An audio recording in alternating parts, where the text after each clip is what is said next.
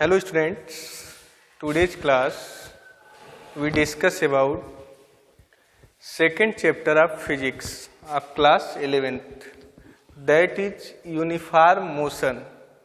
Uniform motion हम लोग जो लेसन 1 में पढ़े हैं, लेसन 1 में percentage error, significant figure, rounding off, जो कुछ भी पढ़े हैं उस सब का अगर स्कूल ओपन होगा तो रिवीजन होगा, नहीं तो कभी रिवीजन करा दिया जाएगा। अब हम लोग अपने इस वीडियो वाले क्लास में चैप्टर 2 से शुरू करते हैं। तो chapter 2 is uniform motion according to Pradeep book. हम जो भी पढ़ेंगे प्रदीप के बुक के हिसाब से पढ़ेंगे, जिसके पास जो भी बुक है वह टॉपिक मिला के अपना पढ़ लेगा।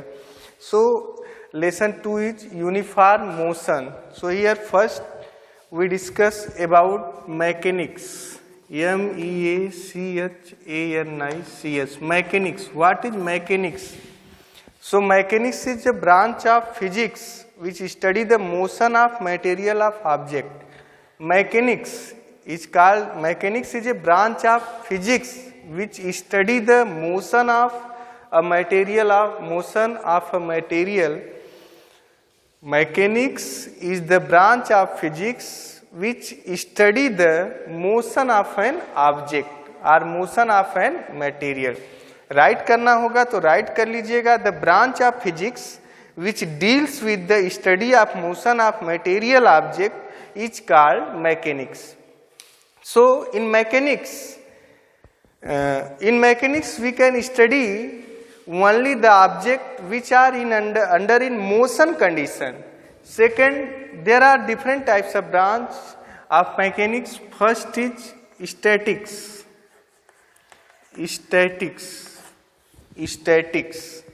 It is the branch of mechanics which deals with the study of material object at rest. It is the branch of physics, or you say that it is the branch of mechanics in which the object is or material object is under rest condition. Second part of mechanics is kinematics. Second part of mechanics is kinematics. Second part of mechanics is kinematics. Kinematics is the branch of mechanics which deals with the study of motion of material of object without taking into account of the factor which cause motion. Kinematics is the branch of physics under which a particle is under motion, but we cannot take how the particle is in under motion. मतलब इसमें हम यह नहीं पता करते हैं कि motion का कारण क्या है, what is the cause of motion. But अगर आपको राइट करना होगा तो राइट कर लीजिए। It is the branch of mechanics which deals with the study of motion of material of object without taking into account the factor which cause motion. Means here kinematics is the branch of physics under object is in motion condition, but we cannot take what is the cause of motion. motion का क्या काज है, किस कारण से motion कर रहा है, ऐसा स्टडी हम नहीं करते हैं। Third branch of mechanics is dynamics. Third branch of mechanics is dynamics. So dynamics is the branch of mechanics which deals the study of motion of object taking into account the factor which cause motion. Means dynamics is the branch of physics under which we can study the moving condition of object and we also know what is the cause of motion. मतलब इसमें हम पता करते हैं कि motion का कारण क्या है। So here three branch of mechanics. First is statics, second is kinematics, third is dynamics.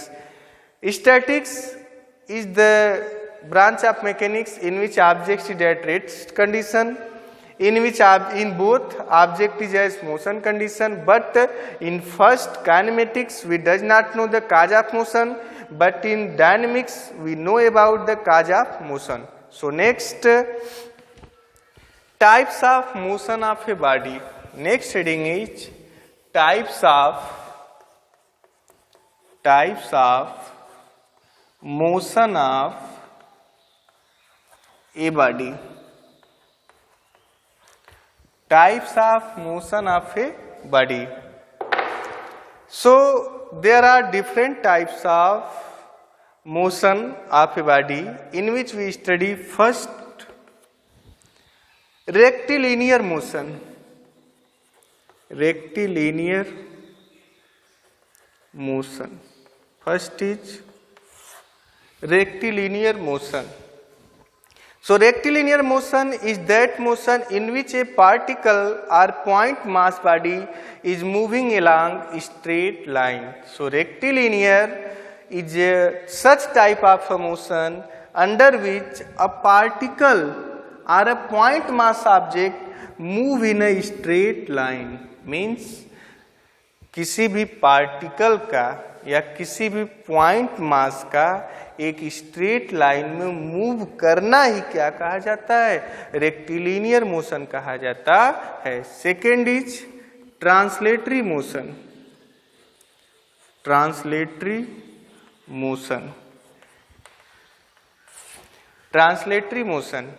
So translatory motion is that motion in which a body which is not a point mass body is moving such that all its constituent particle move simultaneously along parallel straight line and all its constituent particles shift through equal distance in given interval of time.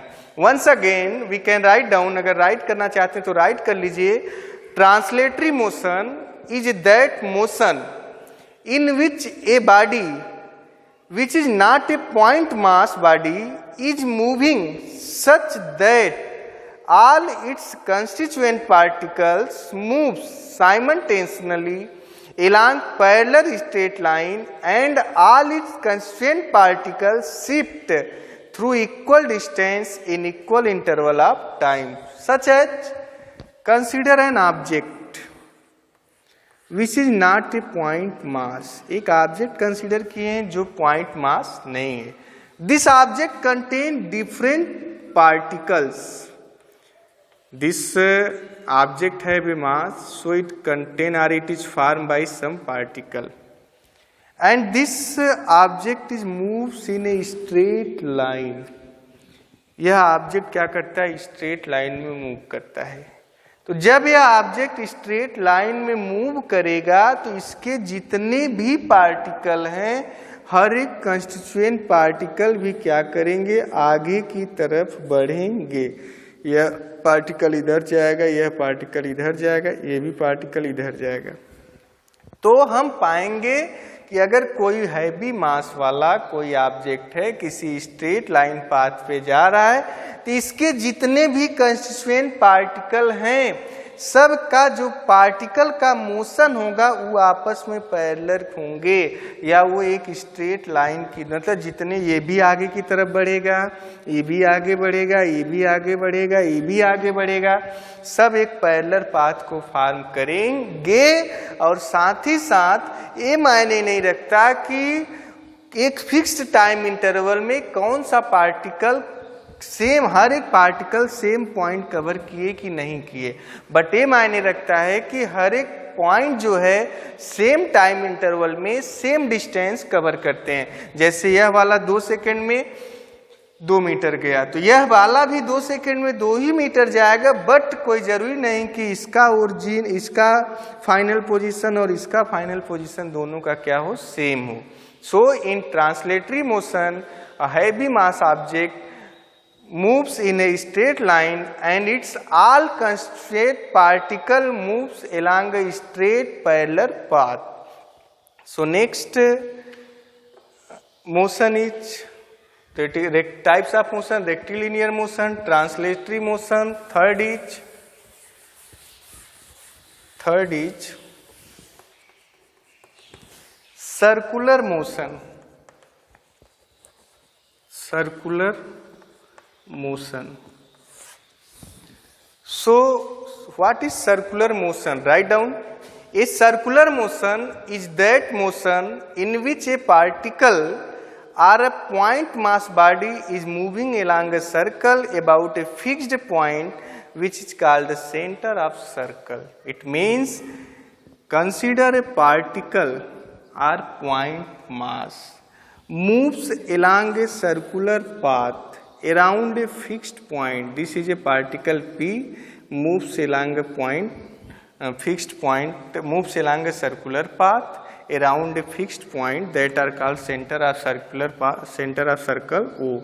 So here the motion of this particle is called circular motion. Means कोई particle हो या point mass हो, बहुत कम मास का object हो, किसी circular path पे घूम रहा हो, तो इसको क्या कहा जाता है? सर्कुलर मोशन कहा जाता है। ठीक इसी तरह फोर्थ वाला जो है क्या है? Rotational motion. Rotational motion. So what is rotational motion? A rotational motion is that motion in which a body which is not a point mass body, a body which is not a point mass body is moving such that all its constituent particles move simultaneously along concentric circle whose center lies on a line called axis of rotation and shift through equal angle in a given time. It means in simple way, consider in circular motion we consider the object is a point mass, but in rotational motion we consider the object is a heavy mass. Object have a mass. If object have a mass, then this object have a different number of particle. This object have a different number of particle. When this object is move along a circular motion, then its all constituent particle, इसके जितने भी constituent particle होंगे, सब क्या करेंगे? Circular path पे move करेंगे और मूव करते हुए एक सर्कुलर पाथ बना लेंगे। और सर्कुलर पाथ बना लेंगे मतलब एक कॉन्सेंट्रिक सर्कल फॉर्म करेंगे। और कह रहा है कि हर एक सर्कल का सेंटर क्या होगा? एक ही होगा। Rotational is that motion point mass is such that it's constituent particle move simultaneously along A concentric circle. मतलब इसके जितने भी पार्टिकल होंगे सब एक कॉन्सेंट्रिक सर्कल, मतलब सब एक अपना अपना नया सर्कल फॉर्म करेंगे, लेकिन सबका सेंटर क्या होगा? एक ही होगा। और बताया गया कि who centre lie on A line called axis of rotation. तो इनका जो सेंटर है, मान लेते हैं इसी लाइन पे या इस लाइन पे आ रहा है, तो जिस लाइन पे आती है उस लाइन को एक्सिस ऑफ रोटेशन कहा जाता है। So next motion is, types of motion is oscillatory और वाइब्रेटरी मोशन। ऑक्सिलेटरी और vibratory motion. Oscillatory or vibratory motion. So what is oscillatory motion? Write down. Oscillatory motion is that motion in which a body moves to and fro, in which a body moves to and fro or back and forth repeatedly about a fixed point called mean position in a definite interval of time. Means you are know about simple pendulum। या तो आप क्या करें कि एक बाब, कोई एक ऑब्जेक्ट लेकर के बाब ले लें, उसमें रस्सी से बांध देते हैं किसी फिक्स पॉइंट से, उसके बाद उसको डिस्प्लेस करके छोड़ देते हैं हल्का सा, तो वह अपने फिक्स्ड पॉइंट के इधर उधर क्या करने लगता है? मोशन करने लगता है। तो वह एक फिक्स्ड टाइम इंटरवल में एक फिक्स्ड ऑक्सीलेशन, इसका यहाँ से यहाँ जाना, फिर इधर से यहाँ जाना और यहाँ आना, वन ऑक्सीलेशन कहा जाता है। तो सीधा सीधा कहा जा सकता है the to and fro or back and forth motion of a vibrating object from its mean position is called oscillatory और वाइब्रेटरी मोशन। मीन्स कोई भी ऑब्जेक्ट है उसका जहाँ पे रखा है, जिसे यहाँ रखा गया है, तो यह इसका मीन पोजीशन हो जाएगा। इसके इधर जाए, फिर इधर जाए, फिर इधर आए, फिर इधर, फिर इधर, इधर उधर, मतलब टू एंड फ्रो मोशन करे, तो वह क्या कहा जाता है? Vibratory motion. For example pendulum of watch, घड़ी का जो पेंडुलम होता है, जो अलार्म बजता है, वह क्या करता है, इधर इधर इधर इधर मोशन करता है, तो वही क्या कहा जाता है, ऑक्सिलेटरी और vibratory motion. So in this way we teach about the types of motion. So next topic is concept of point mass. Concept of point mass. So thus an object can be considered as a point object if during motion in a given time it covers distance much greater than its own side. An object can be considered a point object if during motion in given time it covers distance much greater than its own side. उस object को point object कहा जाता है जो object एक दिए हुए time interval में अपने साइज से कहीं अधिक डिस्टेंस क्या करता हो, ट्रेवल करता हो। So the object are called point object which can travel a larger distance than its size. So for example, while studying the revolution of earth around the sun, the diameter of earth being very small as compared to the length of its orbit around the sun, the earth can be regarded as point object. Example के तौर पे समझाया जा रहा है कि जब अर्थ क्या करती है, अर्थ सन के अराउंड रिवॉल्व करती है, तो जो अर्थ का डायमीटर है वह जिस ऑर्बिट पे वह रिवॉल्व कर रही है उस ऑर्बिट की अपेक्षा बहुत ही छोटा है, फिर भी अर्थ क्या करती है, मैक्सिमम डिस्टेंस को कवर, मीन्स अगर हमारे कहने का मतलब है कि यही हम सर्कुलर पाथ बना लिए, यहाँ हमारा कौन हो गया, सन हो गया, यहाँ हमारी अर्थ हो गई, तो अर्थ का तो फिक्स डायमीटर है, सबको पता है, रेडियस 6400 किलोमीटर, तो डबल डायमीटर होगा, फिर भी यह जो है इसके अराउंड इतने बड़े सर्कुलर पाथ पे जो भी होता होगा इसका लेंथ लेकिन बहुत ज़्यादा होता है, तो हम कह सकते हैं कि अपने साइज से बहुत ज़्यादा डिस्टेंस ट्रेवल करती है। So here earth is taken as point mass. So next we discuss about frame of reference. Next topic is frame of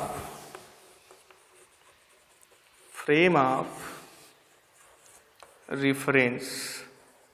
So we discuss about frame of reference in our next class, and I also request to you that in class 9 all of you read about